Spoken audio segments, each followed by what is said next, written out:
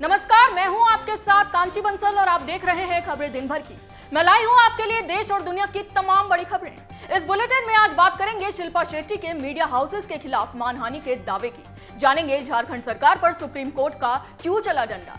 बात करेंगे दानिश सिद्दीकी की मौत पर अमेरिका की ओर से हुए एक बड़े खुलासे की। बात करेंगे कोरोना के डेल्टा वेरिएंट के नए लक्षणों की और बुलेटिन के आखिर में जानेंगे सीएम नीतीश कुमार और तेजस्वी यादव में क्या खिचड़ी पक रही है।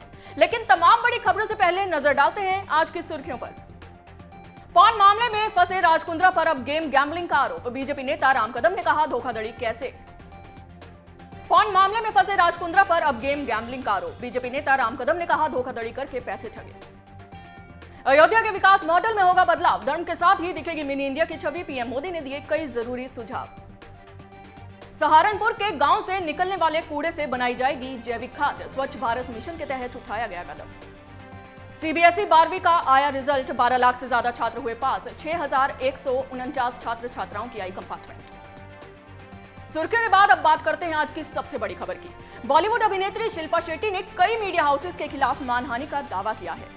इस मामले की सुनवाई के दौरान बॉम्बे हाई कोर्ट ने पूछा कि सूत्रों के हवाले से अगर मीडिया खबर चला रहा है तो वो गलत कैसे है। हाई कोर्ट ने शिल्पा शेट्टी की याचिका पर क्या क्या कहा, जानिए हमारे इस खास रिपोर्ट में।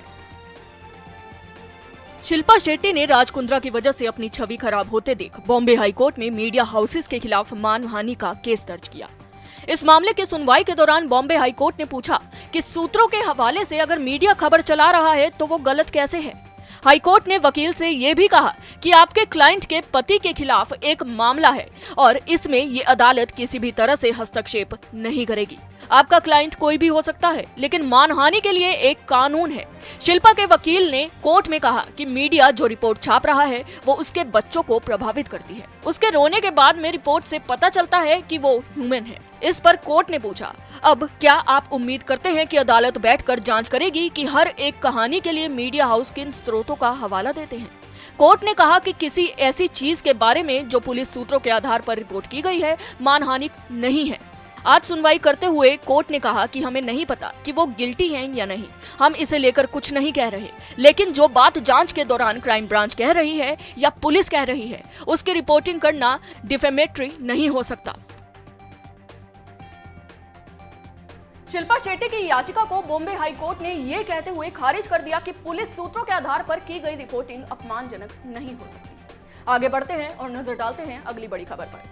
भारत में कानून को सबसे ऊपर मान्यता दी गई है, लेकिन क्या आपने सोचा है कि अगर कोई कानून की रक्षा करने वाले जज को ही हमेशा के लिए खामोश करने की कोशिश करे तो उसका क्या अंजाम होता है।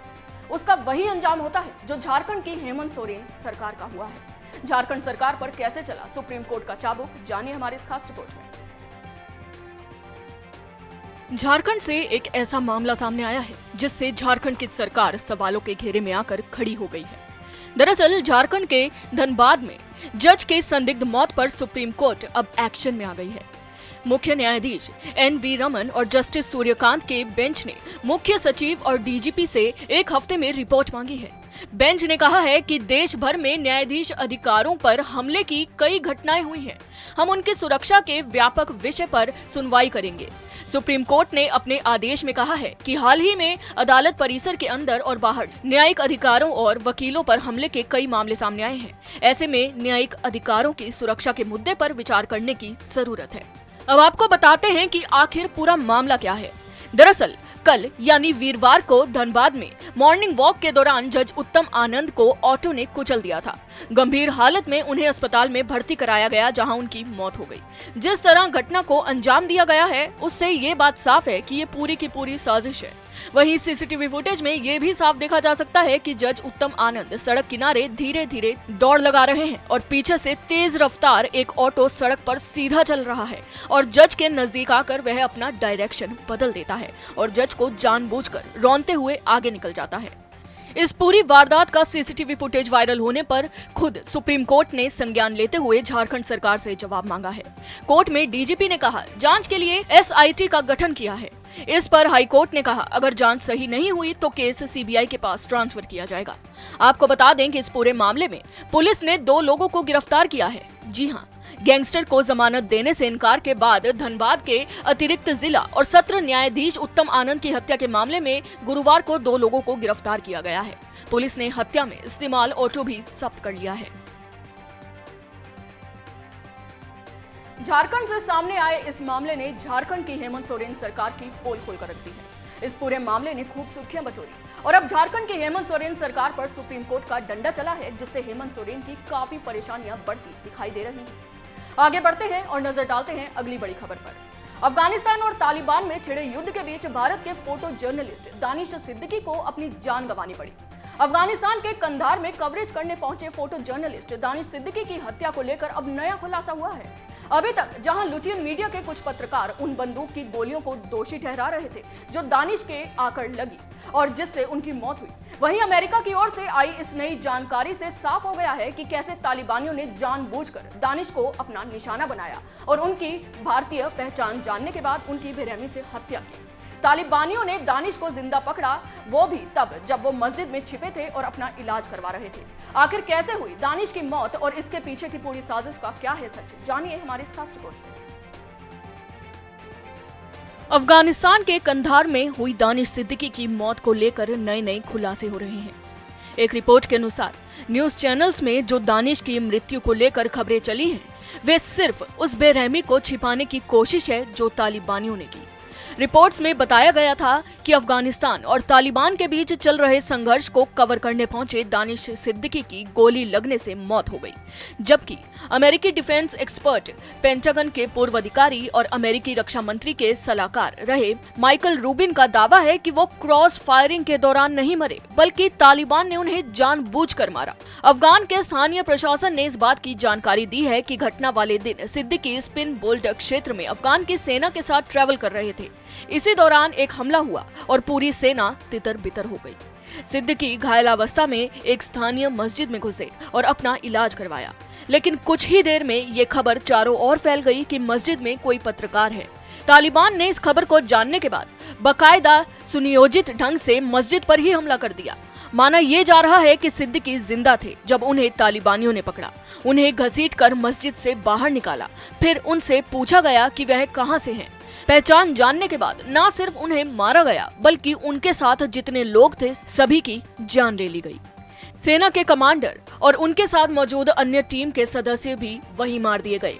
माइकल के अनुसार दानिश की कुछ फोटो जगह जगह शेयर हुई, लेकिन उन्होंने भारतीय सरकार के सूत्रों से कुछ ऐसी तस्वीरें हासिल की हैं, जिनमें नजर आया कि कैसे तालिबान ने सिद्दीकी के सिर पर मारा और फिर उनको गोलियों से छलनी कर दिया। रिपोर्ट के अनुसार सिद्दीकी अपना काम कर रहे थे, लेकिन बेहद सामान्य सावधानी के साथ। अफगान सेना ने भी उनको इसलिए युद्ध को कवर करने की अनुमति दी क्योंकि उनको लग रहा था कि वही जीतेंगे और अगर ये सब कवर हुआ तो इससे उनका मनोबल बढ़ेगा, लेकिन स्थिति उलट ही हो गई। अमेरिका की रिपोर्ट ने तालिबान के इस रवैये पर गौर करते हुए कहा कि सिद्दीकी की हत्या उनकी लाश को क्षत विक्षत करने का प्रयास दिखाता है कि तालिबान को ना तो युद्ध नियमों की परवाह है और ना ही उन्हें उन सम्मेलनों का सम्मान है जो वैश्विक समुदाय के व्यवहार को नियंत्रित करते हैं। रिपोर्ट में सवाल किया गया कि आखिर क्यों सिद्दीकी की मौत को एक दुखद दुर्घटना के तौर पर दिखाया जा रहा है, जबकि ये साफ तौर पर एक हत्या है। दानिश सिद्दीकी अपनी फोटो पत्रकारिता के लिए दुनिया भर में मशहूर थे। 16 जून को अफगानिस्तान में कवरेज के दौरान तालिबान ने उनकी हत्या कर दी थी, लेकिन अब दानिश की मौत के मामले में अमेरिका की ओर से नए दावे किए जा रहे हैं जो बेहद हैरान कर देने वाले हैं। नजर डालते हैं अगली बड़ी खबर पर। कोरोना वायरस के डेल्टा वेरिएंट को लेकर परेशान करने वाली खबर सामने आई है। अमेरिका स्टडी में खुलासा हुआ है कि कोरोना का ये वेरिएंट चिकन पॉक्स की तरह लोगों में तेजी से फैल सकता है, यानी कि कोरोना का डेल्टा वेरिएंट अभी और खतरा ला सकता है। ये रिपोर्ट देखिए। अमेरिका के रोग नियंत्रण और रोकथाम केंद्र यानी सीडीसी की ये स्टडी अभी पब्लिश नहीं हुई है, लेकिन न्यूज एजेंसी में इसका डॉक्यूमेंट छपा है। कोरोना वायरस के दूसरे वेरिएंट्स की तुलना में डेल्टा वेरिएंट ज्यादा संक्रामक है और यूके में कोरोना के 99% केस डेल्टा वेरिएंट की वजह से ही सामने आए हैं। वायरस पर की गई स्टडी में चिंताजनक बात यह है कि वैक्सीन की दोनों डोज लगवा चुके लोग भी वैक्सीन न लगवाने वालों की तरह ही डेल्टा वेरिएंट को फैला सकते हैं। सीडीसी के डायरेक्टर डॉक्टर रोशेल पी वोलेस्की ने बताया कि वैक्सीनेशन करा चुके लोगों की नाक और गले में उतरना ही वायरस होता है, जितना कि टीकाकरण ना कराने वालों में, जिससे ये आसानी से फैल जाता है। सीडीसी डॉक्यूमेंट कई अध्ययनों के डेटा पर निर्भर करता है, जिसमें प्रोवेंसिटाउन, मैसाचुसेट्स में वायरस के प्रकोप का विश्लेषण शामिल है। नजर डालते हैं आज की आखिरी बड़ी खबर पर। बिहार में लंबे समय से जातीय जनगणना कराने की मांग उठ रही है। इस बाबत बिहार विधानसभा से 2 बार सर्वसम्मति से प्रस्ताव पास किया जा चुका है। मुख्यमंत्री नीतीश कुमार खुद इस बात के पक्ष में हैं, लेकिन केंद्र सरकार की ओर से जातीय जनगणना को हरी झंडी नहीं मिल पा रही है। इस वजह से सूबे की सियासत गरमाई हुई है। इसी सियासी उथल-पुथल के बीच तेजस्वी यादव ने आज बिहार के मुख्यमंत्री नीतीश कुमार से मुलाकात की। नीतीश कुमार और तेजस्वी यादव की मुलाकात को समझने के लिए देखिए हमारी एक खास रिपोर्ट। बिहार में जाति एक ऐसा मुद्दा होता है जिस पर कोई भी दल कुछ बोलने से पहले 10 बार सोचता है। जाहिर है कि आरक्षण और जाति के मुद्दे पर कई बार बिहार के सभी दलों की राय एक ही होती है, क्योंकि कोई भी अपने वोट बैंक को गंवाना नहीं चाहता। कुछ यही हाल जातीय जनगणना की मांग का भी है, जहां सत्ता और विपक्ष की धुरी एक होती नजर आ रही है। जी हां, तेजस्वी यादव और नीतीश कुमार ने इसी मुद्दे पर आज मुलाकात की।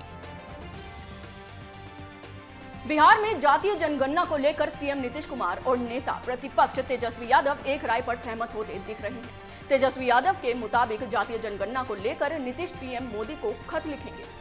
खबरें दिन भर की में आज के लिए बस इतना ही। अगर आपको हमारा ये वीडियो पसंद आया हो तो इसे लाइक करें, हमारे वीडियो को शेयर करना ना भूलें और याद से कैपिटल टीवी और कैपिटल टीवी उत्तर प्रदेश को सब्सक्राइब करें। फिलहाल के लिए मुझे दीजिए इजाजत। जय हिंद।